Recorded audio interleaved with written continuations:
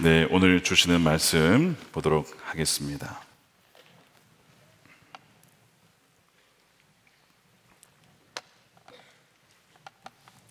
네, 창세기 26장 14절에서 25절인데 봉독은 14절과 15절 그리고 18절에서 22절까지 읽겠습니다.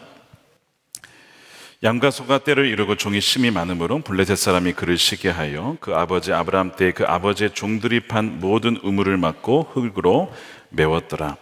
18절입니다. 그 아버지 아브라함 때 팠던 우물들을 다시 팠으니 이는 아브라함이 죽은 후에 블레셋 사람이 그 우물들을 메웠습니다. 이삭이 그 우물들의 이름을 그의 아버지가 부르던 이름으로 불렀더라. 이삭의 종들이 골짜기를 파서 샘 근원을 얻었더니 그날 목자들이 이삭의 목자와 다투어 이르되 이 물은 우리의 것이라 하매 이삭이 그 다툼으로 말미암아 그 우물 이름을 에색이라 하였으며 또 다른 우물을 팠더니 그들이 또 다툼으로 그 이름을 신나라 하였으며 이삭이 거기서 옮겨 다른 우물을 팠더니 그들이 다투지 아니하였으므로 그 이름을 르호봇이라 하여 이르되 이제는 여호와께서 우리를 위하여 넓게 하셨으니 이 땅에서 우리가 번성하리로다 하였더라. 아멘. 하나님의 말씀입니다. 우리 오신 좌우에 또 앞뒤에 앉으신 분들에게 오늘 정말 잘 오셨습니다. 우리 인사하도록 하겠습니다. 네, 정말 잘 오셨습니다. 크신 은혜가 임하기를 축복합니다. 네, 축복합니다. 오늘은 우리 세대를 잇는 믿음의 여정 세 번째 시간이 되겠습니다. 영적으로 막힌 우물이 뚫려야 한다라는 제목의 말씀을 나누겠습니다. 우리는 이미 지난주에 이삭에 대해서 한 차례 살펴보았습니다. 이삭은 뭐 그렇게 특별한 사람은 아니었습니다. 모든 것이 아버지 아브라함이 누렸던 또 받았던 약속과 그 복을 그대로 받은 사람입니다. 아브라함은 개척자였다면 이삭은 그저 자신의 부르신 곳에서 머무는 사람이었죠. 그래서 아브라함의 소명은 가는 것이었다면 이삭의 소명은 가지 않는 것, 떠나지 않는 것, 약속의 땅에 머무는 것이 바로 이삭의 중요한 사명이었다라고 말씀을 드렸습니다. 그래서 그 땅에 머물기만 하면 하나님께서 아브라함에게 주셨던 또 약속하셨던 모든 것이 그대로 상속인으로서 받을 수 있는 자가 바로 이삭이라는 것이죠. 그래서 우리 모두에게는 아브라함의 경험이 있어야 됩니다. 즉 떠나는 경험이 있어야 되고 동시에 이삭의 경험도 있어야 돼요. 즉 머무는 경험도 있어야 됩니다. 이것은 모든 그리스도인들에게 신앙의 여정 가운데, 믿음의 여정 가운데 겪는 경험들이에요. 떠날 때가 있다면 머물러야 할 때, 버텨야 할 때, 가지 않아야 할 때가 있다는 것이죠. 그래서 주님과 함께 우리가 떠나기도 하고 머물기도 하는 그 법을 여러분 배워야 합니다.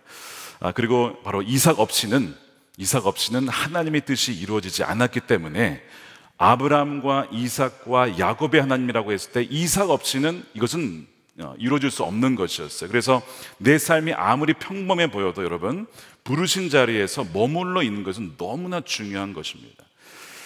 그래서 다시 인사하실 때 우리 부르신 곳에서 머무는 자가 됩시다. 인사하겠습니다. 부르신 곳에서 머무는 자가 됩시다. 부르신 곳에서 머무는 자가 됩시다. 네, 정말 중요한 일입니다. 자, 그러면 이삭은 더 이상 볼 것이 없는가? 아무리 이삭이 평범해도 한 번의 설교로 끝날 정도는 아닙니다, 여러분. 그래서 오늘 두 번째 이삭에 대한 말씀을 나누려고 합니다.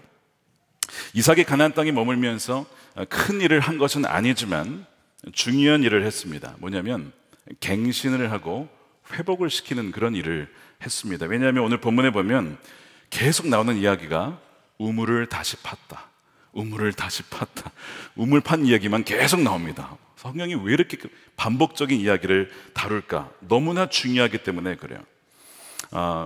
이삭이 우물을 파내야 했던 이유는요, 그 우물이 막혀 있었어요. 블레셋 사람들에 의해서 아버지 아브라함이 팠던 우물이 다 메꿔져 있는 거예요. 메워져 있는 거예요.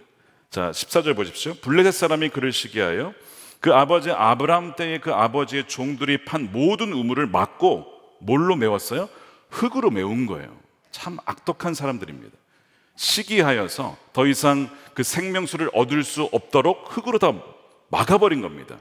그러니까 그 당시에 여러분 고대 근동, 뭐 지금도 마찬가지인데요, 물이 너무나 귀한 거죠. 물은 곧 생명입니다. 이 신명기 11장에 나오지만 이 가나안 땅은 애굽과 다릅니다. 애굽은 그래도 강이 있어서 건기 때에도 그래도 물을 구할 수가 있어요. 그런데 가나안 땅은 여러분 그렇지가 않다라고 했습니다. 하늘에서 내린 빗물로 밭에 물을 대야 합니다. 즉 비가 있어야 하고 또한 그것을 담을 수 있는 우물이 있어야 되는데 우물이 많지가 않아요. 강은 더더군다나 거의 없습니다. 그러니까 이 우기가 10월에서 4월, 그 다음에 건기가 5월에서 9월이거든요. 이 건기 시즌에는 골짜기에 물이 흐르다가도 그냥 말라버립니다. 물이 사라져버려요. 구하기가 너무나 어려운 것이죠.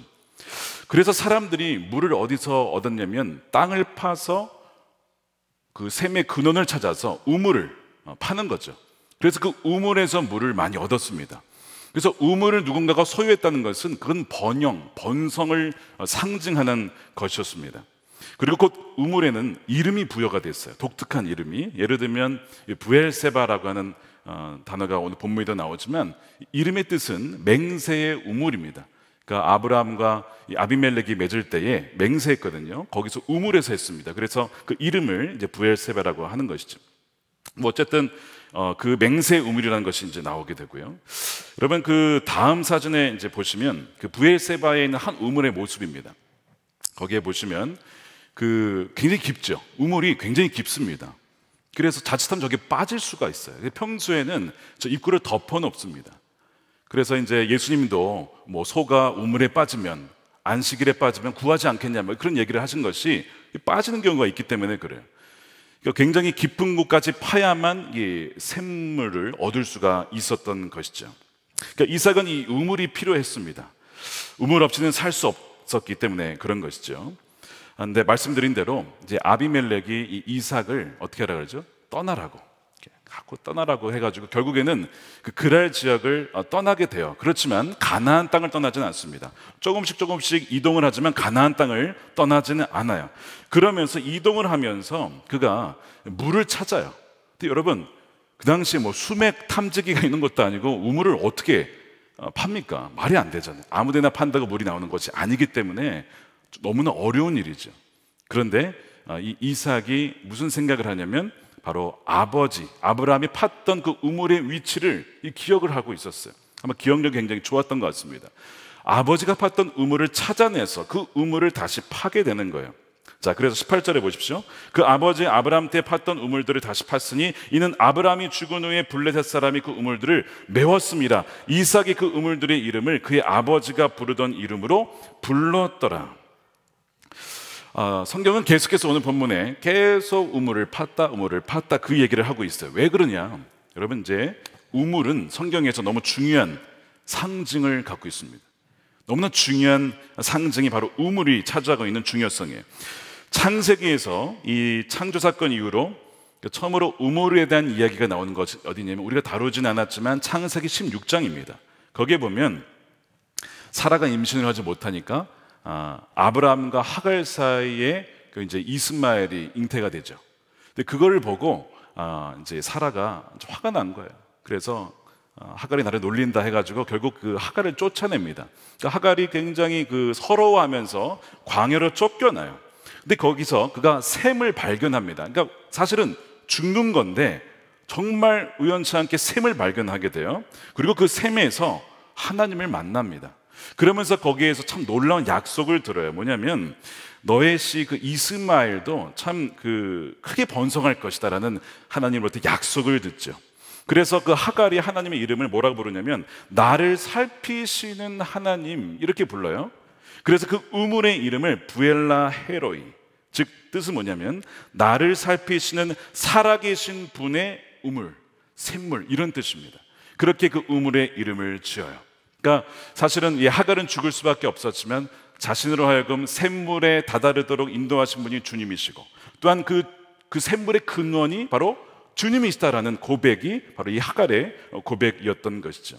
그래서 이사야서에 보면 이 우물을 구원의 우물이다 이렇게 표현을 합니다. 이사야 12장 3절 말씀에 그러므로 너희가 기쁨으로 구원의 우물들에서 물을 기르리로다. 자, 이 구원의 이야기를 예수님이 사마리아 여인과 어디서 만납니까? 우물가에서 만나는 거예요. 우물가에서. 그래서 예수님이 그 우물가에서 물은 내가 줄 수 있다 그러면서 말씀을 하시죠. 4장 14절에 내가 주는 물을 마시는 자는 영원히 목마르지 아니하리니 내가 주는 물은 그 속에서 영생하도록 솟아나는 샘물이 되리라. 그러니까 영혼을 살리고 생명을 살리는 물을 주실 수 있는 분은 나뿐이다라는 거예요. 주님뿐입니다. 이 여인은요, 행복을 어디서 찾았냐면 남편에게서 찾았어요. 첫 번째 남편 별로예요. 두 번째 남편 여기도 아니었어. 세 번째, 네 번째, 다섯 번째까지 또 아니었어요. 그래서 지금 만나는 남자는 여섯 번째입니다. 그런데 그 남자로부터도 행복을 느끼지 못하는 거예요. 그러니까 여인이 자신의 행복의 근원을 남편에서 잘못 찾고 있는 거예요. 남편이 내 인생을 바꿔줄 것이라고 생각했던 거예요. 그렇게 갈증이 있던, 굉장히 불행한 삶을 살았던 여인이 그 여인이죠. 그런데 그 우물가에서 물을 퍼러 왔는데 진짜 그 물의 근원이신 주님을 만나요. 말씀을 듣다가 그녀 안에 믿음이 생기고 그 믿음으로 말미암아 그녀 안에 성령이 임하죠. 그래서 그녀가 마을에 가서 전하자마자 사람들이 그녀의 말을 듣고 믿게 되잖아요. 그러니까 막 그 생명수가 막 퍼져나가잖아요. 그녀로 말미암아 뭐 그런 일이 벌어져요. 자, 그래서 어떻게 이런 일이 벌어지느냐? 바로 믿는 자에게 나오는 그 생명수가 뭐냐? 이게 성령이라는 것입니다. 요한복음 7장 37절에 예수님이 이런 얘기를 하세요. 누구든지 목마르거든 내게로 와서 마시라. 나를 믿는 자는 성경이 이름과 같이 그 배에서 생수의 강이 흘러나오리라. 이는 그를 믿는 자들이 받을 뭐예요? 성령을 가리킨 것이다. 자, 물은 성령을 가리키고 그 물을 주시는 분은 누구라고요? 예수님이신데 그 성령을 받을 수 있는 통로가 뭐예요? 그것이 여러분 말씀입니다. 여러분 말씀을 듣다 보면 믿음으로 말미암아 성령이 그의 마음에 임하면서 그 사람의 아픔과 상처를 치유하고 정말 그가 원하고 바랬던 진정한 그 갈증을 해결할 수 있는 유일한 분이신 우리 성령님, 바로 주님을 만나게 된다는 것이죠. 자, 그래서 이 우물은 뭘 상징하냐면 바로 성령을 상징하죠. 지금 이 성령은 생명수입니다. 이거를 마셔야만 사는 거예요. 근데 오늘 반복적으로 나타나는 문제가 뭐냐면 이 우물이 어떻게 돼 있다는 거예요? 지금 다 막혀 있다는 겁니다. 가는 곳마다 막혀 있어요. 아버지 아브라함이 가는 곳마다 우물을 다 뚫어놨어요. 그래서 누구든지 그곳에 가면 물을 마셔서 살아나는 거죠. 그런데 블레셋이 그걸 다 막아놓은 거예요. 그래서 사람들이 즉 주님으로 그리스도용에서 성령님을 만나지 못하도록 막아놨다는 것, 이것이 오늘 본문이 말하는 문제라는 겁니다. 흙으로 메워져 있고 온갖 잡동사니로 가득 차 있는 거예요. 게다가 19절에 보면요, 이삭과 그의 종들이 결국에는 이제 자꾸 막힌 것을 파면 쫓아내고 가니까 가다가 다른 곳으로 이동해서 물이 솟아나는 샘줄기를 찾아내요. 근데 이것도 그랄 목자들이 빼앗습니다. 참 악랄하죠. 어떻게 해서든지 물을 마시지 못하게 해서 그들로 하여금 이삭과 그의 종들이 죽게끔 만드는 거예요, 사실은. 그래서 20절에 보면요, 이 우물의 이름을 뭐라고 하냐면, 자 보십시오. 그날 목자들이 이삭의 목자와 다투어 이르되 이 물은 우리의 것이라 뺏어가는 겁니다. 이삭이 그 다툼으로 말미암아 그 우물 이름을 에색이라 하였으며 또 다른 우물을 팠더니 그들이 또 다툼으로 그 이름을 신나라 하였다는 거예요. 자, 에색이라는 이름의 뜻은 다툼이라는 뜻입니다. 다투어서 빼앗은 것이죠. 여러분, 사탄은 하는 짓이 뭐라 그랬어요? 빼앗아가는 겁니다. 도둑질하는 거예요. 그러니까 여러분들이 가지고 있는 모든 좋은 것들은요, 여러분 도둑이 다 훔쳐갑니다. 그게 마귀가 하는 짓이에요. 그래서 그것이 에색입니다. 그 다음에 신나라고 했는데 신나는 대적하다 이런 뜻이에요. 대적함. 이 신나의 어원이 사탄, 이 히브리어거든요. 사탄하고 똑같은 어원에서 나와 있어요. 그래서 사탄은 뭐예요? 대적하는 자입니다. 저항하는 자입니다. 반대하는 자입니다. 막는 자입니다. 이것이 사탄이에요. 이것이 바로 신나의 의미입니다. 그러니까 지금 이 두 가지 이 우물의 이름에서 알 수 있는 건 뭐냐면, 지금 이삭이 이 그랄 지역에서 정말 부정적인 사건들을 엄청나게 당하고 있다는 것을 보여주는 그런 이름들이죠. 여러분, 이것이 무엇을 또 의미하는지 아십니까?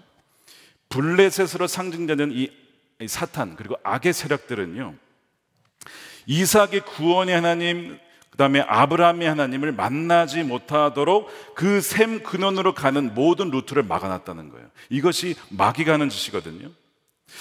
창세기 22장에도 보면요, 아브라함 때도 우물을 팠다가 그쪽의 목자들이 이것을 막고 막 뺏었잖아요. 그렇죠? 그런 일이 있었잖아요. 근데 한 세대가 지나가도 그 일이 또 벌어졌다는 거예요. 아버지 세대의 문제가 자녀 세대에도 반복이 되고 있어요. 생각해 보세요. 우리 부모님 세대의 문제가 지금은 여전히 반복되는 것이 있습니다. 전쟁, 시기, 질투, 다툼, 정욕, 탐욕, 시대가 바뀌어도요 여전하다는 거예요. 여러분, 이 창세기가 언제입니까? 이거 거의 4,000년, 5,000년, 굉장히 오래된 이야기인데 사람은 그 본성이 바뀌지 않았다는 거예요. 우리가 굉장히 진보한 것 같고 과학기술이 발전은 했지만 사람은 하나도 바뀐 것이 없다라는 것이 지금 오늘 성경이 말하고 있는 거예요.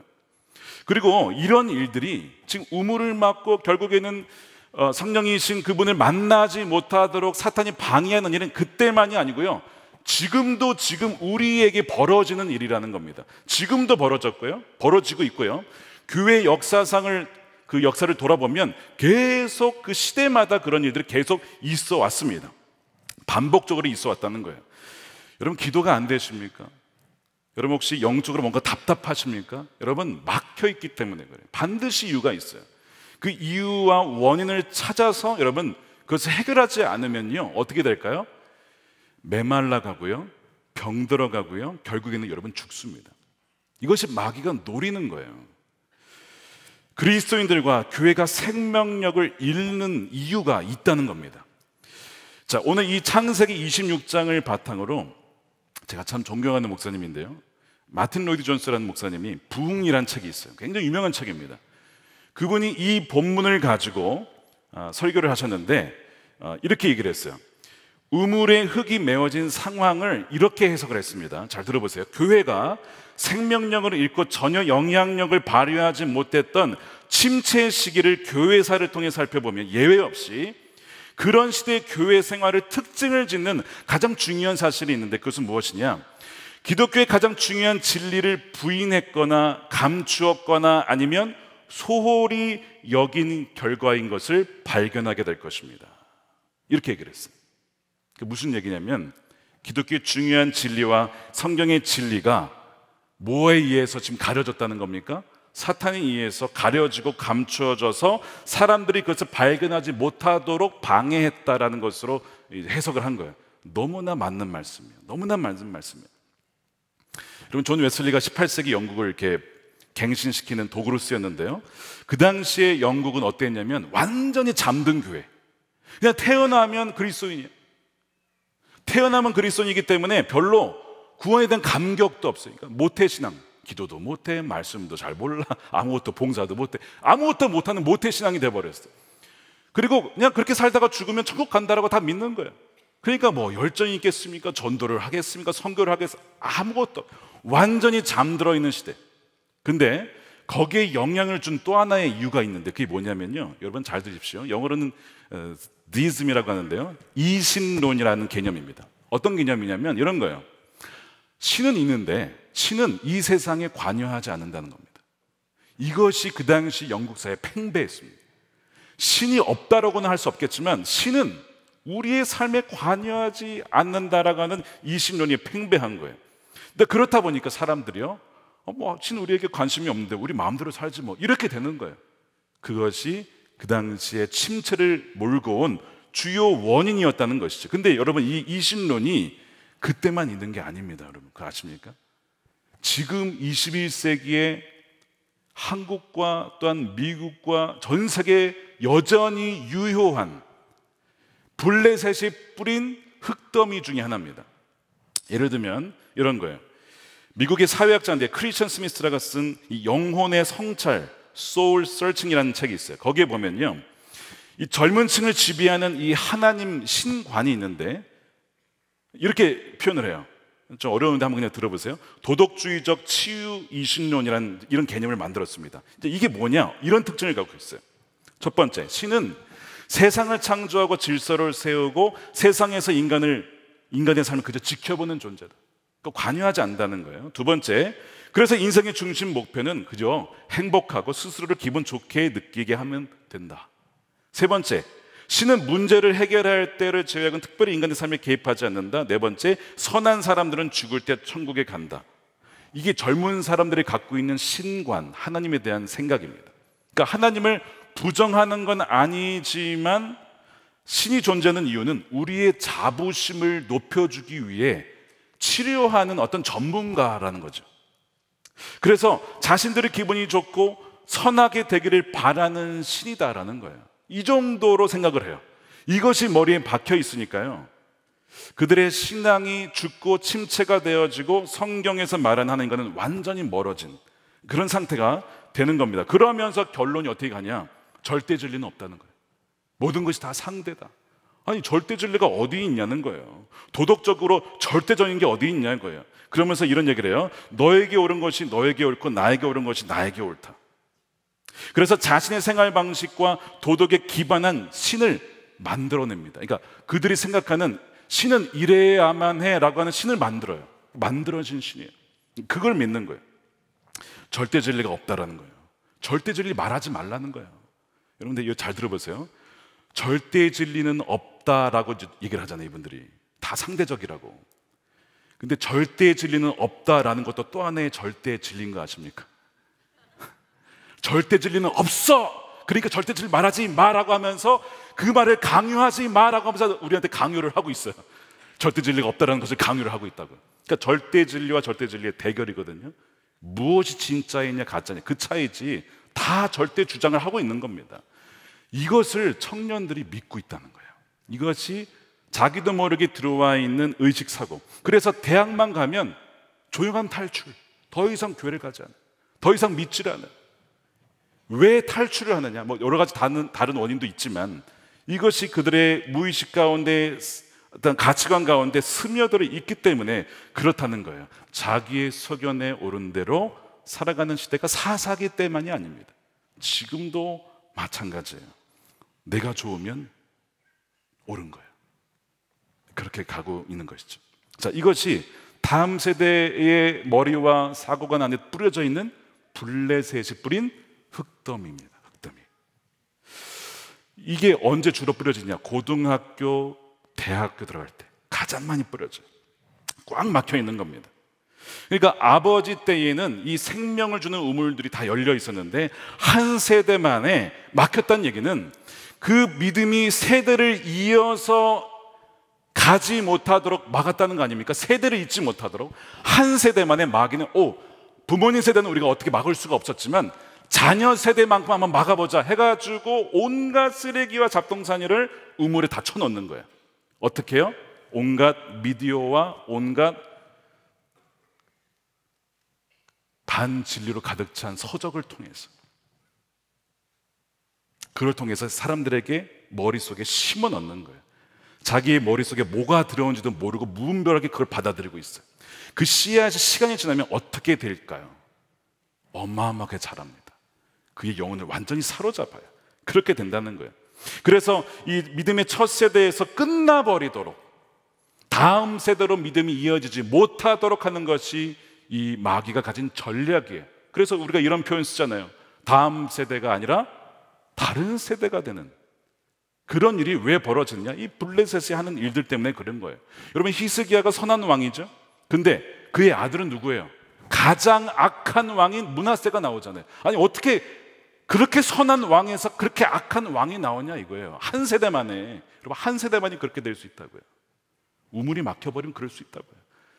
이것이 지금 다음 세대의 학교와 가정과 온갖 우리 세상 속에서 벌어지고 있는, 현재 벌어지고 있는 일이라는 거예요. 그래서 오늘 본문은 뭐라고 하냐면 이 막혀있는 우물을 파내야 된다는 거예요. 파내야 된다. 블레셋이 막아놓은 또 다른 흙더미가 있어요. 하나님은 선하지 않다라는 흙더미가 있습니다. 아마 여기에 영향을 받은 분들이 아마 계실 겁니다. 이 말의 전제는 하나님은 계시다. 이거는 뭐 인정을 해요. 근데 이것을 우리가 지금 하나님이 계시지 않다라는 것도 물론 하나의 흑점이지만 계시지 않다라는 것은 우리 여기서 다루지는 않겠습니다. 왜냐하면 이삭은 하나님을 부정하진 않아요. 그렇지만 지금은 그가 겪는 상황은 고난이에요. 어떤 역경입니다. 핍박입니다. 계속 여러 사람이 그것을 당하다 보면요, 어떤 생각이 들까요? 하나님은 선하시지 않아. 이런 생각이 들 수 있어요. 하나님이 선하시다면 내 삶에 이런 고난이 일어나도록 내버려 두지는 않으실 거라는 생각을 여러분 저절로 하게 돼요. 그걸 누가 집어넣느냐? 마귀가 집어넣는 거예요. 그래서 하나님은 선하시지 않다라는 이 짧은 명제가요, 그 사람에게 영향 미치는 것이 여러분 어마어마하게 크다는 거예요. 얼마 전에 어떤 분이 예배 후에 찾아오셨어요. 지난주에 기도할 때 그런 얘기를 했었거든요. 여기에 하나님이 선하시지 않다라고 믿는 분이 계십니다 했었는데, 그분이 그러시는 거예요. 목사님 그런 얘기 하셨죠? 제가 그 사람입니다. 저는 하나님이 선하다라는 것을 믿지 않았어요. 왜 그런가? 그런 교회에서 참 아픔이 많았습니다. 리더십으로부터의 상처가 있었고 아픔이 있어서 하나님이 선하시다면 어떻게 이런 일이 있을 수 있나 라고 생각을 받아들인 거예요. 그 생각을 누가 집어넣은 겁니까? 그럼 마귀가 집어넣은 거예요. 근데 그거를 덥석 받아들였어요. 여러분, 씨가 들어오게 되면, 시간이 지나면 이것이 이제 뿌리를 내립니다. 이 쓴뿌리가 돼요. 이 열매를 맺게 돼요. 가시를 막 찌르게 됩니다. 남편과의 문제, 몸이 아파지고 남편도 아파지고 막 여러 가지 문제가 막 벌어지는 거예요. 그 얘기를 하시면서 제 안에 하나님에 대한 그 선하심에 대한 불신이 있었음을 발견하게 되었습니다. 저희 영혼과 가정이 서서히 죽어가고 있습니다. 목사님 기도해 주세요. 그런 분이 계셨습니다. 여러분, 이런 분들이요 굉장히 많습니다. 너무나 많아요. 하나님은 선하시지 않다. 그런 분들이 굉장히 많아요. 고통 때문에 그렇습니다. 누구나 어려움을 당하면, 또 그 어려움이 해결되지 않으면, 아무리 기도해도 변화가 없으면 여러분 그런 의구심 들지 않겠습니까? 예를 들어서 여러분, 우리가 다루었지만 사례가 오랫동안 임신을 못합니다. 그녀가 어떻게 얘기하는지 여러분 기억나세요? 창세기 16장 2절에 사례가 아브라함에게 이르되 여호와께서 내 출산을 허락하지 아니하셨으니, 하나님은 나에게 출산을 허락하지 않는 분이셔, 하나님은 내게 선한 분이 아니라는 것을 나는 결론을 내렸어. 그러니까 이제는 접고 하갈이랑 생명을 이어가십시오, 이런 얘기를 하는 거예요. 지금 이 하갈 안에 하나님은 내게는 선하지 않아라고 하는 그런 어떤 그 씨앗이 지금 들어간 것이죠. 너무나 서운한 거예요. 여러분, 하나님께 서운하신 분 계시죠? 하나님 너무 서운합니다. 어떻게 저한테 그러실 수 있나요?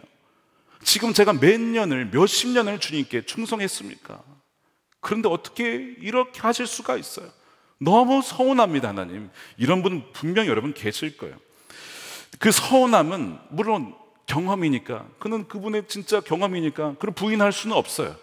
그런데 그 경험을 바탕으로 해서 결론을 하나님은 선하시지 않다라고 했을 때, 과연 그 결론이 옳은 결론일까? 그것은 정말 우리가 다시 한번 점검해야 합니다. 근데 그 서운함이 계속 두게 되면 그 영혼이 병들어요. 영혼이 아파지고요, 몸도 아파지고요, 그렇게 바뀌어 갑니다. 고통을 당하게 돼요. 마가복음 5장도 보면 혈루증 앓아온 여인이 나오죠. 몇 년을 고통당했습니까? 여러분 12년입니다. 12년. 5장 26절입니다. 여러 의사에게 보이면서 고생도 많이 하고 재산도 다 없앴으나, 여러분 이 정도면 병이 나았으면 괜찮아요. 근데 아무 효력이 없었대. 상태는 더 악화되었다는 거예요. 이 정도 고난을 겪으면 누가 하나님을 선한 하나님이라고 믿겠습니까? 저라도 쉽지 않을 것 같아요. 12년간 의사를 아무리 찾아다녀도, 돈을 다 썼는데도 병이 나아지기는 그냥 더 악화되었다, 하나님은 선하시지 않아라고 결론을 내릴 법하다는 거죠. 여러분, 근데 이 혈루증 앓은 여인의 이야기가 이 성경 이야기가 아니라 우리 모두의 이야기예요. 수많은 그리스도인 여성들의 이야기입니다. 그러니까 이런 상황을 겪을 때마다 블레셋은 어떻게 하냐, 사탄은 어떻게 하냐, 흙더미를 던지는 거예요. 그래, 맞아, 하나님 선하시지 않아. 하나님 선하시다면 너에게 이럴 수가 있겠어? 말이 안 되지. 하나님은 참 악독하신 분이야. 하나님 안 계신지도 몰라. 야, 신앙을 떠나. 이런 식으로 계속 흙더미를 뿌리는 거예요. 계속. 바트 어만이라는 분이 계신데, 이분이 하나님의 존재와 고통의 존재를 둘 다 놓고 고민을 하는 거예요. 하나님이 계신데 어떻게 고통이 존재할 수 있냐. 그러면서 이 네 가지를 가설을 세우고 씨름을 합니다. 뭐냐면, 네 가지가 뭐냐면요, 첫 번째, 하나님이 존재하시다. 하나님이 존재하신다. 두 번째, 하나님이 전능하시다. 세 번째, 하나님은 사랑이시고 하나님은 선하시다. 근데 네 번째가 고통이 존재한다. 이게 네 가지가 공존할 수 있냐 이거예요. 그가 아무리 생각해도 이 네 가지는 공존할 수 없다라는 거죠. 왜냐? 하나님이 존재하시는데 어떻게 무고한 고통이 있을 수 있냐는 거예요. 아, 그러면 전능한 분이 아닌가 보다 생각할 수 있잖아요. 근데 전능하신 하나님이래요. 근데 전능하신 하나님이 고통을 없애지 않으셨어요. 그러면 전능하지 않은 거 아닌가? 아니, 전능하다니까?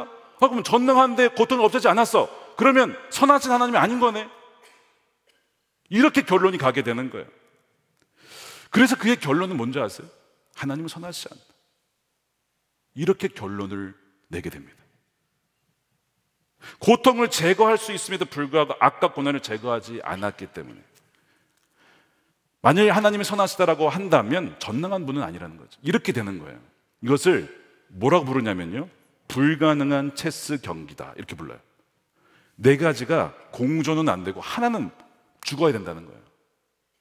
선하신 하나님이 죽든지 전능하신 하나님이 죽든지, 그래야만 공존하지 네 말이 다 체스 위에 있을 수 없다는 거죠.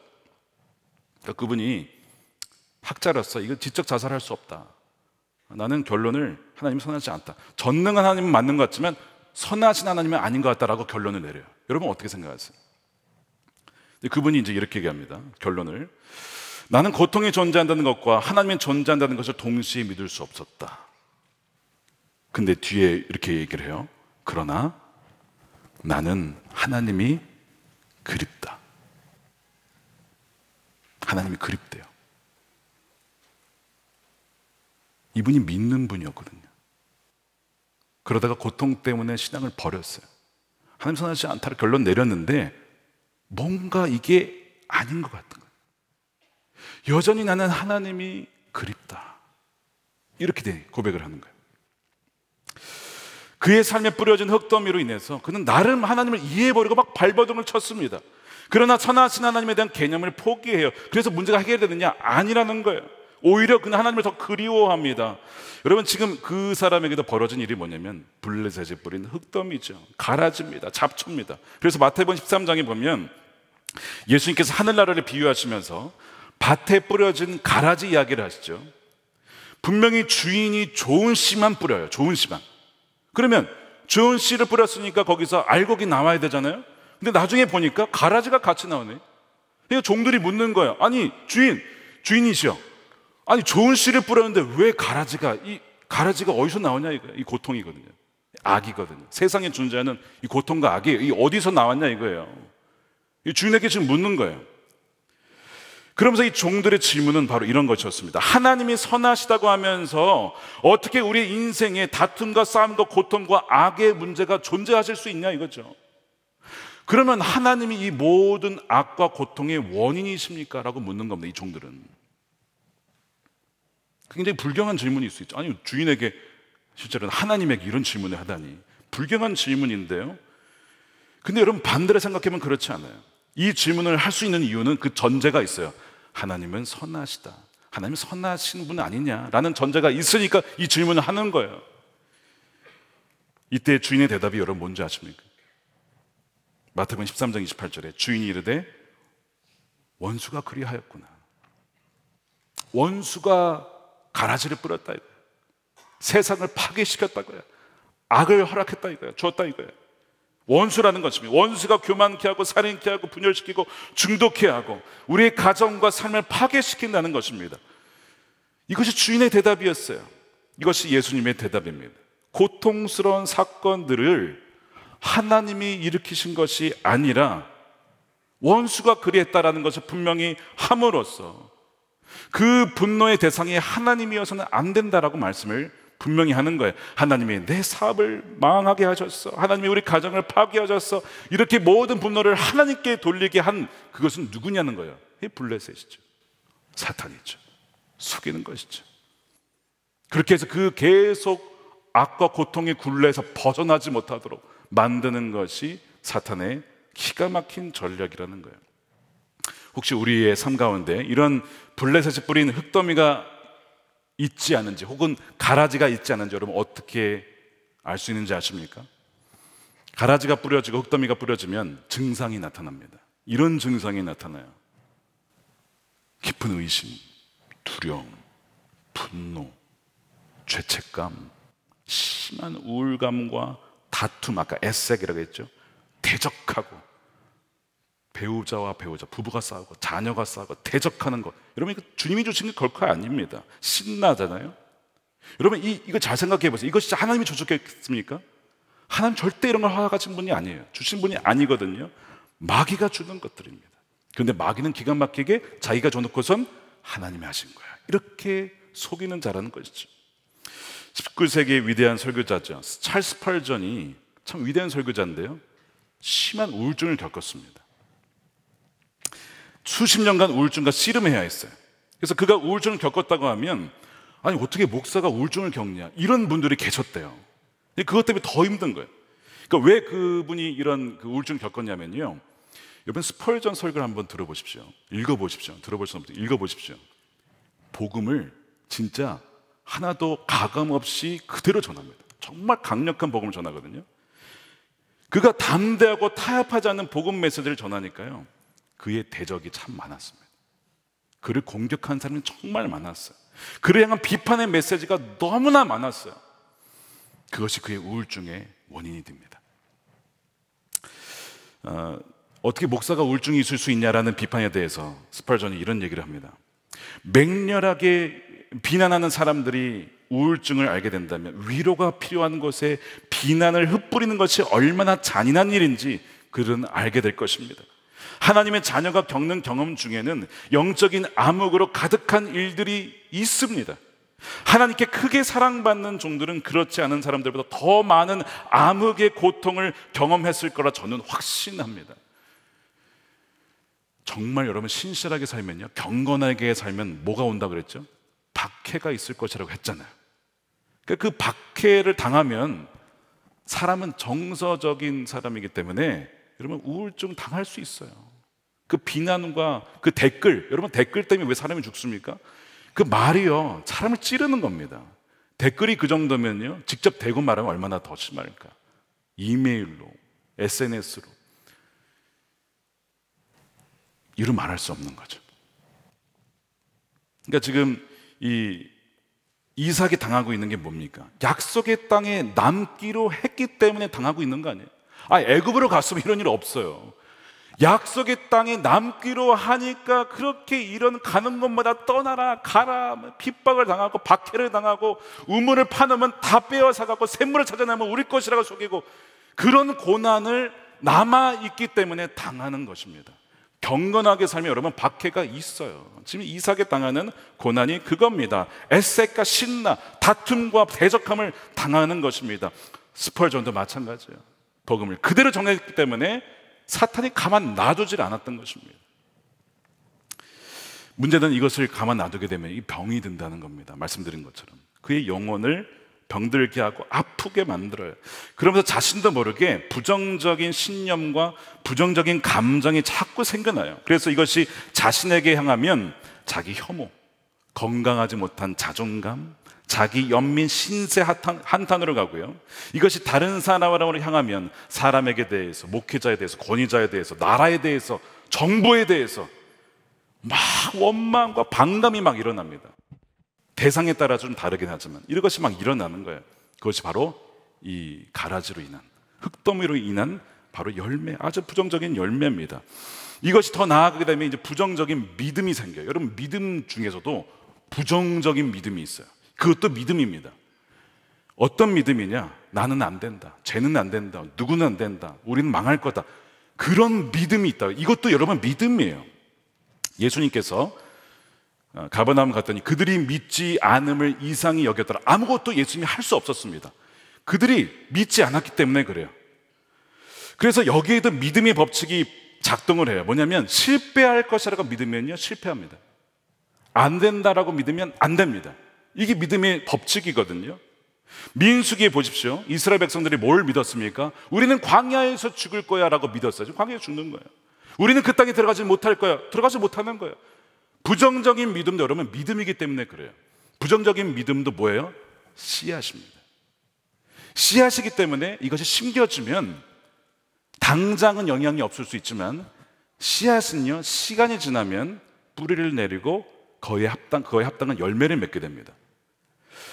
갈라디아서 6장 7절 말씀 우리 함께 읽어볼까요? 시작. 스스로 속이지 말라. 하나님은 업신여김을 받지 아니하시나니 사람이 무엇으로 심든지 그대로 거두리라. 자기의 육체를 위하여 심는 자는 육체로부터 썩어질 것을 거두고 성령을 위하여 심는 자는 성령으로부터 영생을 거두리라.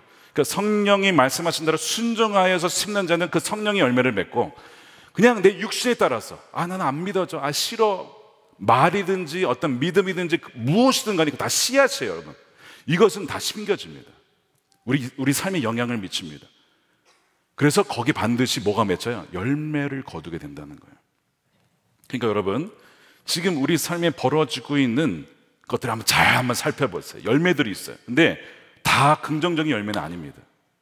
부정적인 열매들이 있어요. 관계가 깨어졌다거나 뭔가 건강에 문제가 생겼다거나, 물론 모든 건강의 이슈가 그것 때문은 아니지만 우리의 영혼과 육은 연결되어 있기 때문에 영혼이 아프면 몸도 아파요. 그런 열매들을 살펴보면 이것이 어느 순간 뿌려진 부정적인 씨앗, 부정적인 믿음의 결실이라는 것을 여러분 알게 될 겁니다. 근데 이것을요 그냥은 몰라요.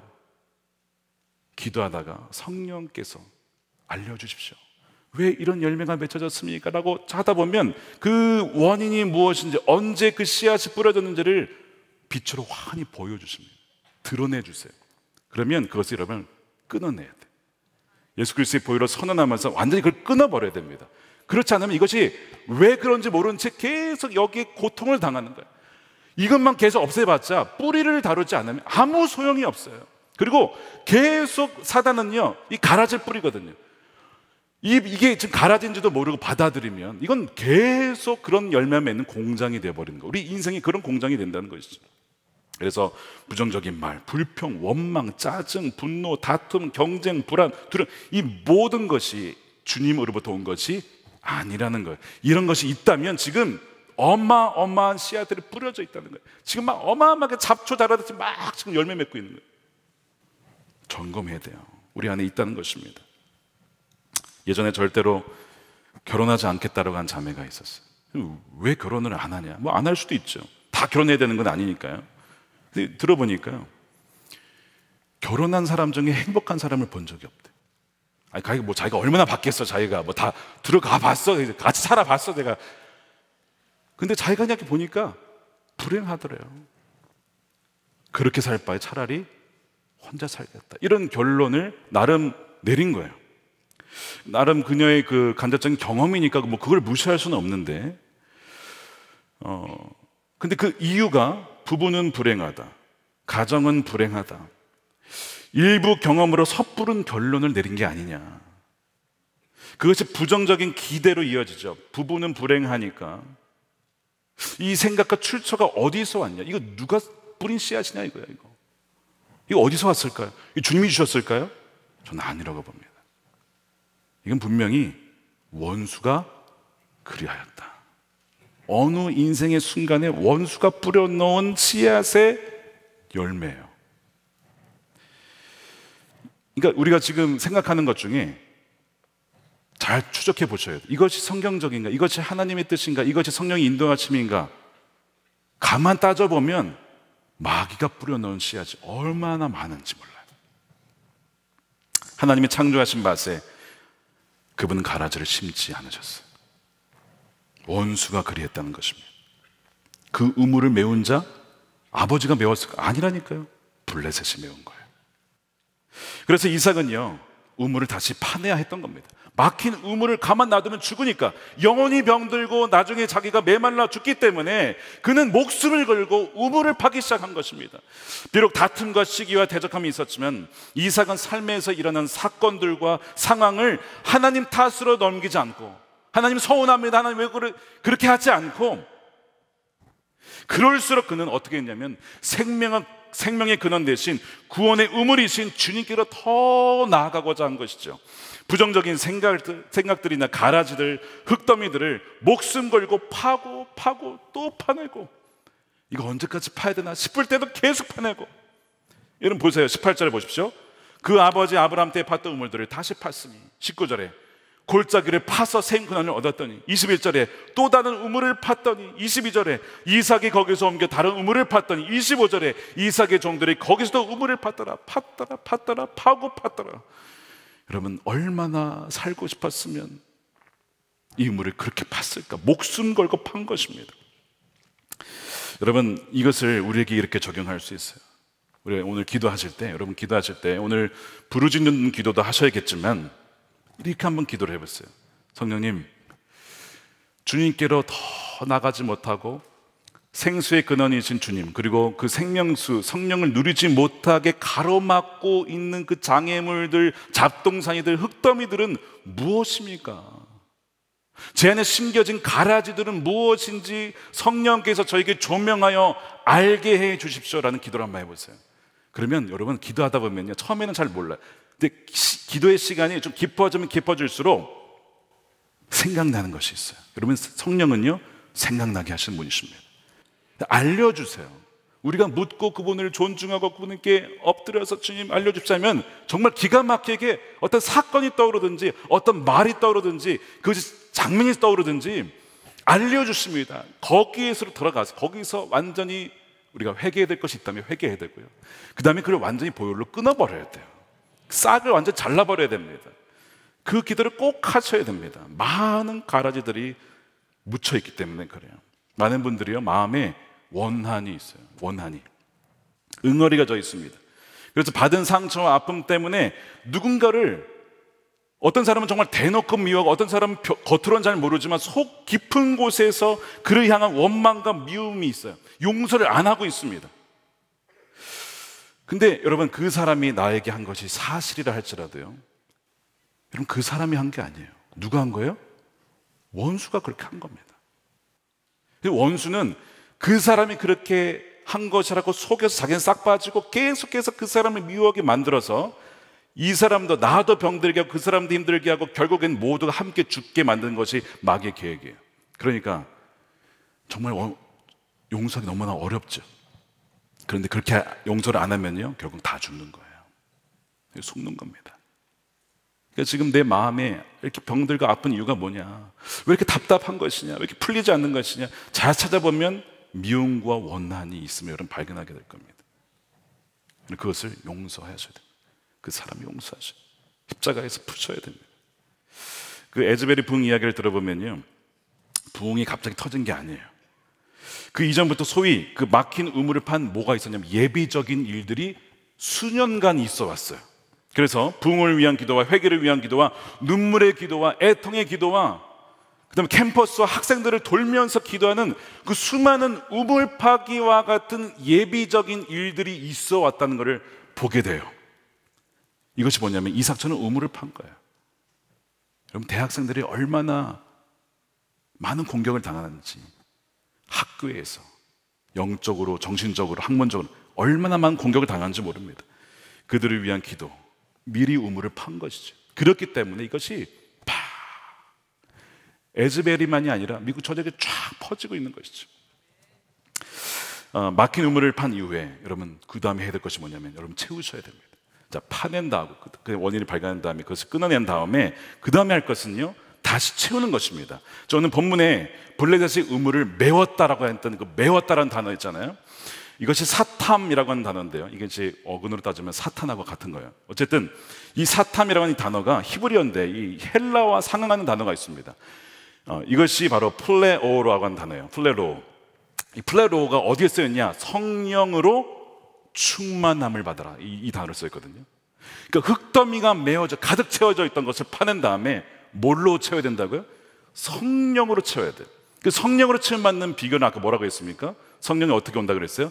말씀을 들으면서 그 말씀을 우리의 심령 가운데 믿을 때에, 그리고 그 말씀 그대로 순종할 됐을 때에 성령이 그들 가운데 임하게 되거든요. 그렇게 되면 그 사람의 영혼을 완전히 성령이 사로잡게 되죠. 자, 사례가 아까 뭐라고 했습니까? 여호와께서 나에게 임신하지 못하게 하셨다, 그렇게 결론 내렸었어요. 그렇죠? 그 마음 안에 흙더미가 가득 차 있는, 가라지가 가득 차 있어요. 마음이 서운한 거야, 하나님 앞에. 근데 얼마 지나지 않아서 하나님이 어떤 방문객의 모습으로 나타나셨어요.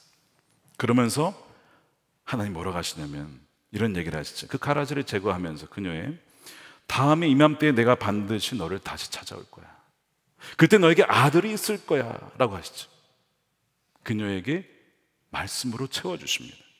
그리고 정말 그 말씀대로 오십니다. 방문하시죠. 그것을 파카드라고 했어요. 하나님의 특별한 방문과 돌보심. 그래서 그녀가 그렇게 오랜 기간을 우울해하고 슬퍼했지만 이제 주님께서 나를 웃게 하셨다는 고백을 하잖아요. 그의 마음이, 그녀의 마음이 치유가 일어나게 된 것입니다.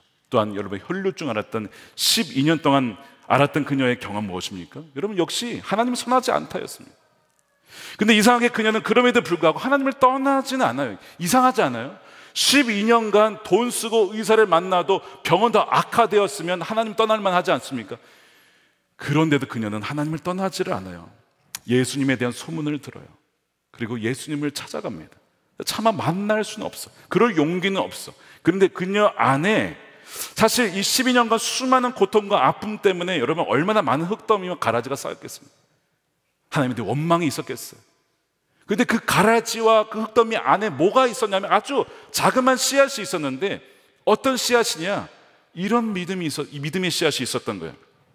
내가 그의 옷에, 옷자락에 손만 대기라도 하면 구원을 얻을 거야. 고침을 받을 거야. 여러분, 기적 아닙니까 이거? 12년간 그렇게 수많은 의사를 만나고 돈을 다 썼는데 병은 더 악화됐음에도 불구하고 벌써 신앙 버렸다고 이걸 대부분 사람들 같았습니다. 그런데 떠나지 않고 예수 믿는 소문을 듣고 옷자락만 만지면 내 병이 날 거야 라고 하는 그 믿음이 어디서 나왔는지 예수님을 그렇게 터치를 하게 돼요. 그때 여러분, 주님이 뭐라고 하십니까? 주님이 뭐라고 하시죠? 따라. 그리고 내 딸아, 내 딸이라고 얘기하시죠. 12년간 하나님 날 버리셨어. 버리지 않고서야 내가 어떻게 이렇게 이 병을 12년간이나 앓고 재산 다 탕진하고 몸도 버려가면서 하나님이 선하시다면 이럴 수는 없지라고 떠날 만도 한데, 알고 봤더니 그렇지 않았어. 하나님 날 버린 게 아니었어. 모르시다 하지 않고 뭐라고 부르신다고요? 딸아, 내 딸아. 그 내 딸이래요. 내 딸아, 너의 믿음이 너를 구원했어. 평안히 가라.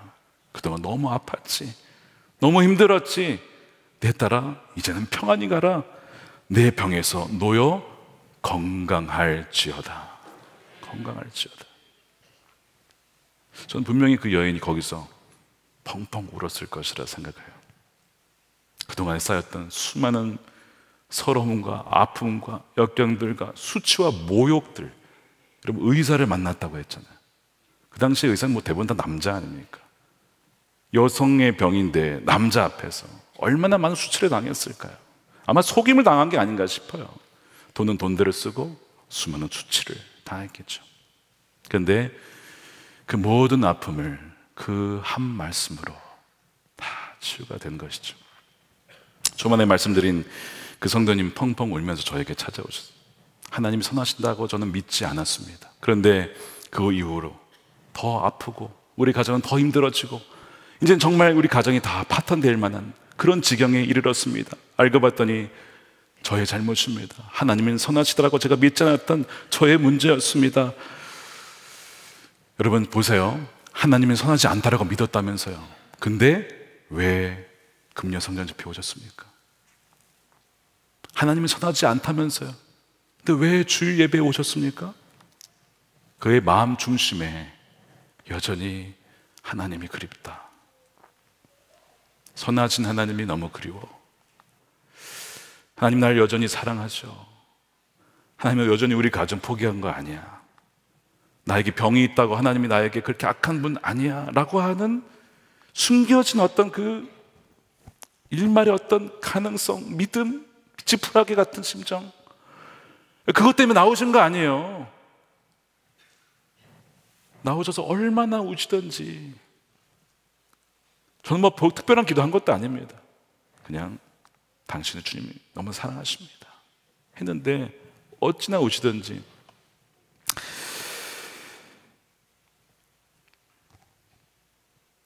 그럼 사랑하는 여러분, 가라지와 흙더미를 여러분 치우셔야 돼요. 오늘 여러분 기도하실 때 완전히 매듭을 지었으면 좋겠습니다. 하나님은 선하신 분이십니다. 하나님은 여러분을 사랑하십니다. 하나님은 그냥 사랑 그 자체입니다. 우리를 너무나 사랑하셔서 자신의 독생자를 다 주고 또 더 줄 것이 없을까 싶어서 다 내어주신 분이 우리 하나님이시라는 거죠. 24절에 하나님 이삭에게 나타나십니다. 난 너희 아버지를 보살펴준 하나님이야. 내가 너와 함께 있다. 내가 너와 함께 있어.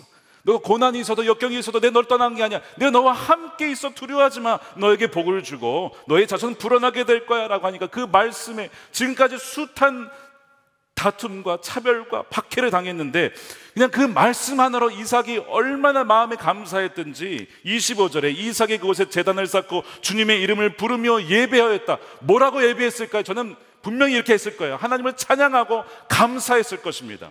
왜냐하면 여러분 에베소서 5장에 보면 성령 충만한 자의 특징이 나와요. 19절에 이렇게 나옵니다. 시와 찬미와 신령한 노래로 서로 화답하며 여러분의 가슴으로 주님께 노래하며 찬송하십시오. 모든 일에 언제나 우리 주 예수 그리스도의 이름으로 하나님 아버지께 감사를 드리십시오. 감사와 찬양이 성령 충만한 자의 특징이라는 거예요.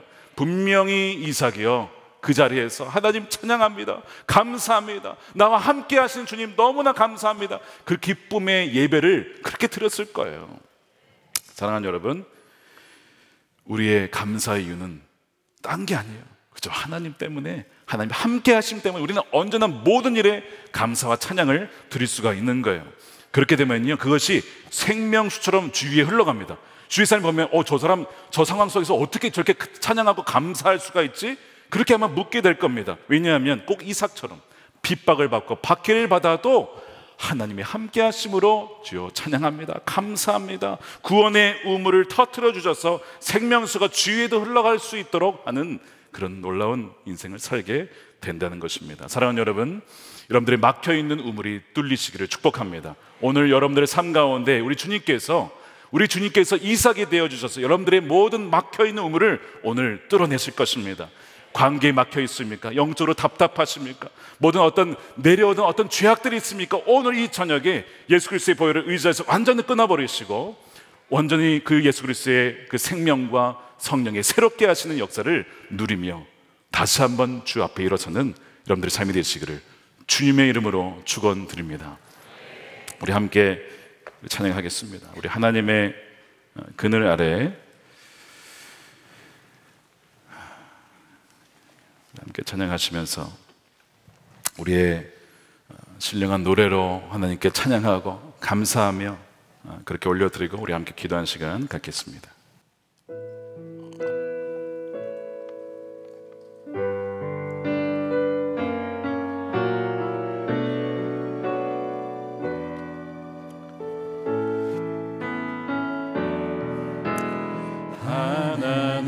하나님의 그늘 아래 내 모든 것 다 내려놓고 나 잠잠히 주를 묵상하네.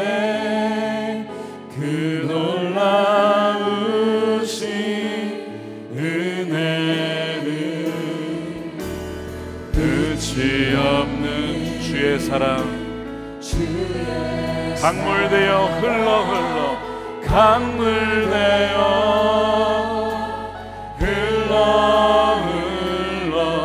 내 영혼에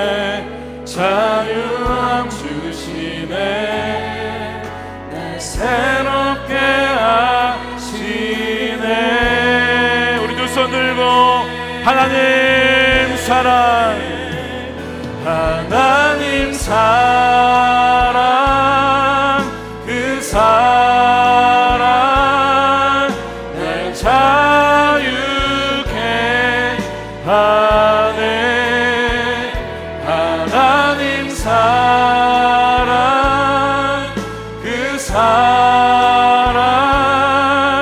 날 회복케 하네.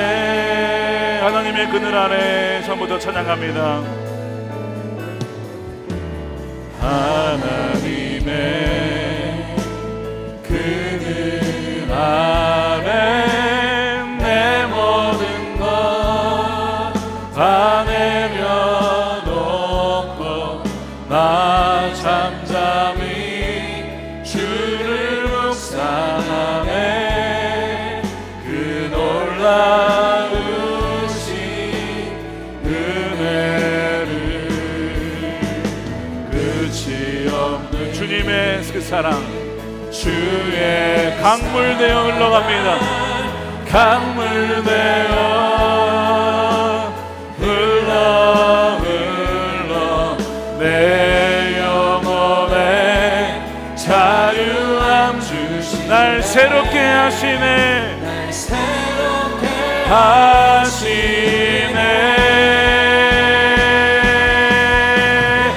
하나님의 사랑, 하나님 사랑, 그 사랑 날 자유케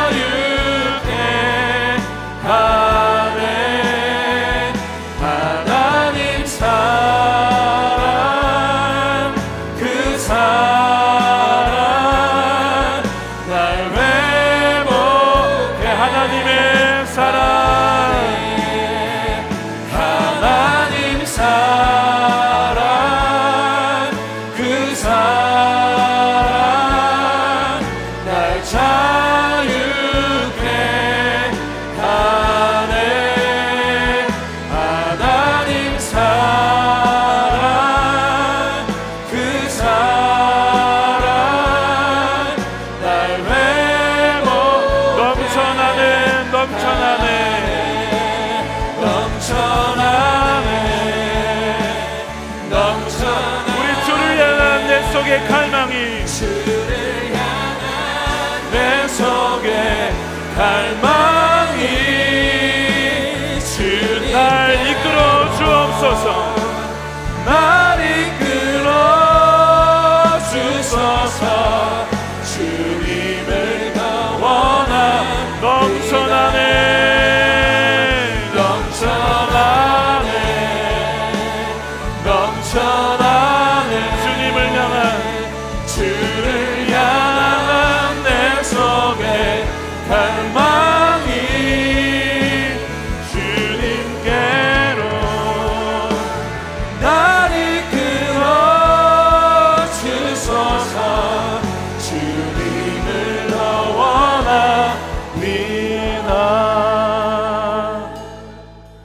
함께 기도하겠습니다. 여러분 삶에 다툼과 대적, 애색과 신나의 사건들이 있으십니까? 참 고통스러운 일들이죠. 다툰다라는 것, 화합하지 못하고 분열되고 싸우고 빼앗고 너무나 고통스러운 일입니다. 그러다 보니까 나도 모르게 누군가를 원망하게 되고요, 누군가를 미워하게 되고 신세를 한탄하게 되고, 심지어 여러분 하나님도 원망스럽게 됩니다. 이 시간에 나도 모르게 그렇게 범죄했던 주님, 우리의 입술을 주의 보혈로 정결케 하여 주옵소서. 주님, 우리의 상한 심령을 주께서 온전히 치유하실 수 있습니다.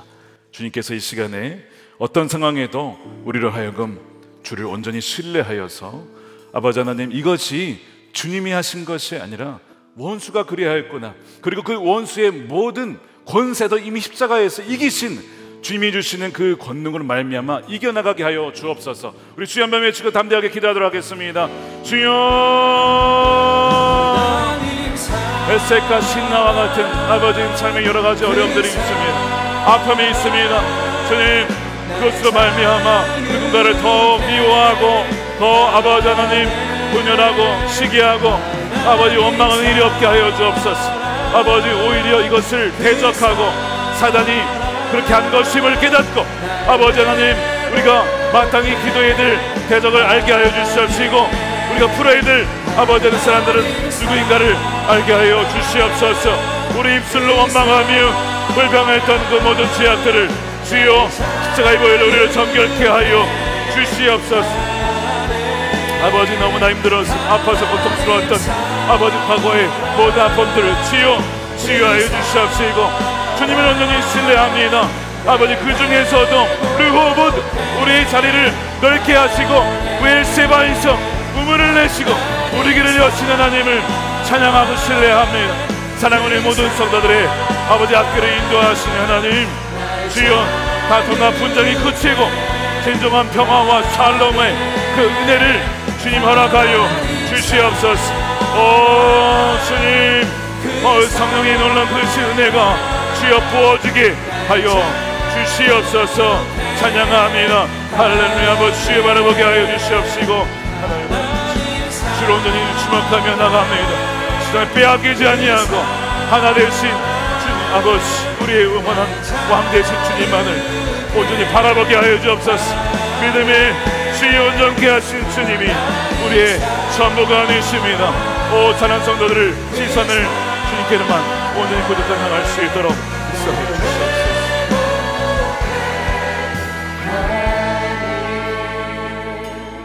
우리 이 시간 기도할 때 우리 성령님 우리의 영혼에 또한 우리 마음 가운데 부러졌던 모든 가라지들 블레셋이 뿌린 흙더미들을 이 시간 그것이 무엇인지를 보여주옵소서. 그것을 하나하나 들춰주시고 밝혀주셔서 더 이상 그것을 품고 그것을 뿌리내리도록 하지 않고 주여 다 제거하여서 쓴뿌리로 말미암아 사람들을 아프게 하고 찌르고 우리 영혼도 병들게 되는 것이 아니라 하나님 이 시간에 완전한 치유를 얻기를 원합니다. 여러분들 가운데 부정적인 생각들, 부정적인 신념들 아까도 말씀드렸지만 하나님은 선하시지 않아. 하나님은 그렇게 하지 않으실 거야. 부정적인 마음들이 있다면 이 시간에 그 모든 것을 내어놓고 그 뿌리가 무엇인지를 드러내서 완전히 이 시간 보혈의 능력으로 완전히 뽑히게 하여 주옵소서. 그리하여 더 이상 그 일로 인하여서 가시를 찌르거나 찔림을 당한 일이 없고 정말 치유와 회복의 새로운 인생이 열려질 수 있도록 주여 한번 외치고 기도하겠습니다. 주여 주님 성령님 이 시간에 우리 사랑하는 성도들의 마음을 찌르고 있는 모든 가시덤불 아버지는 쓴뿌리들이 이 시간 나사렛 예수 그리스도의 이름으로 보혈의 능력으로 온전히 치유되고 끊어지게 하여 주옵소서.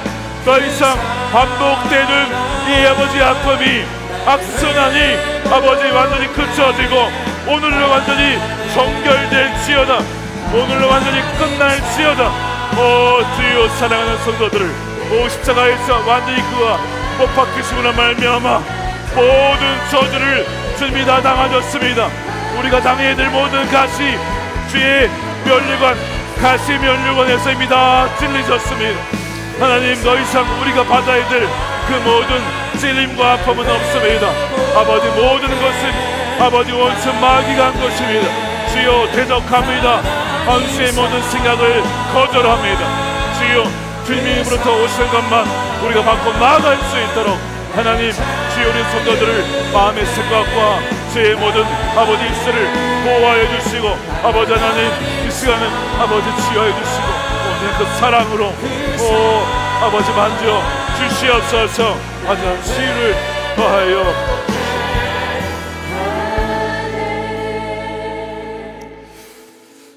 우리 마지막으로 기도하기 전에 오늘도 여러분 강단에서 나와서 브엘세바에서 예배했던 이삭처럼 그렇게 부르짖고 기도하실 분 나오시길 바라고요. 또한 오늘 안수 기도가 있습니다. 기도하는 가운데 여러분들의 모든 상한 심령이 치유되고 모든 그 쓴뿌리가 온전히 치유받는 은혜의 시간이 되기를 축복합니다.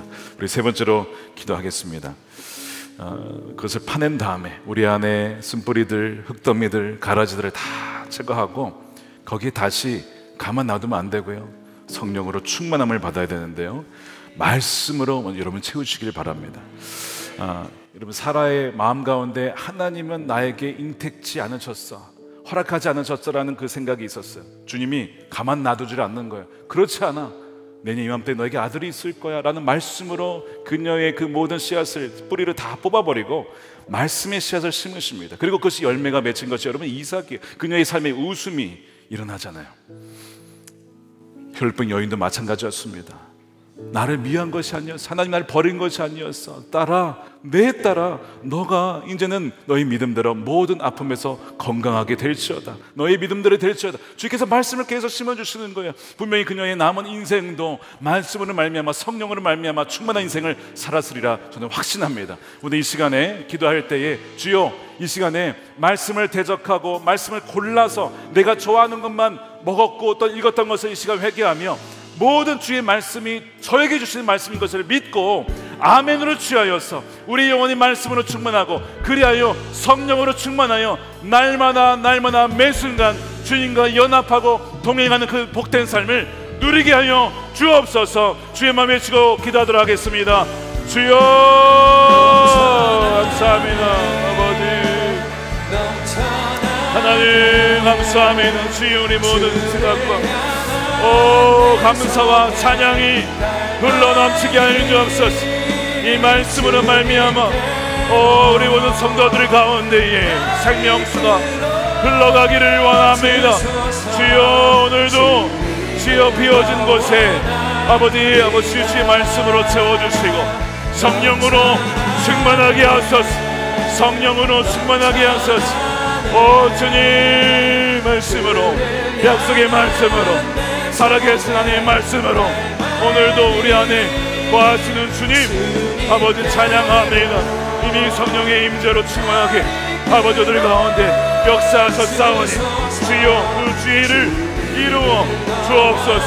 한 사람도 그냥 왔다 가지 않게 하시고 마당만 밟고 하다 하지 않게 하시고 성전에만 왔다 가지 않게 하시고 주여 임재가 있는 지성소로까지 나아가게 하소서. 주님의 완전한 믿음 가운데 완전 치유를 누리고요 나가게 하여 주옵소서. 찬양합니다. 주님 감사합니다. 주님 그를 이루어 주신 주님을 찬양합니다. 할렐루야 이 말씀 할렐루야 주님을 높여드리며 하나님의 감사와 찬양을 받아 주시옵소서. 저들의 모든 삶 가운데 하나님의 생명수가 넘쳐 흐르게 하여 주시옵소서. 할렐루야 주님 완전한 자유를 주시는 하나님 찬양합니다. 하나님 주님 주님 우리 왕이신 주님 치유자 되신 주님 오늘 그 일을 이루었음을 감사합니다. 완전 자유로 허락하여 주시옵소서. 감사합니다. 시간하게 해보시오. 주님 완전한 사랑 가운데 머물며 완전한 그 사랑 가운데 충만함을 얻게 하여 주옵소서. 할렐루야 주님을 바라보며 나아가며 저들의 마음을 만지시옵소서. 주님을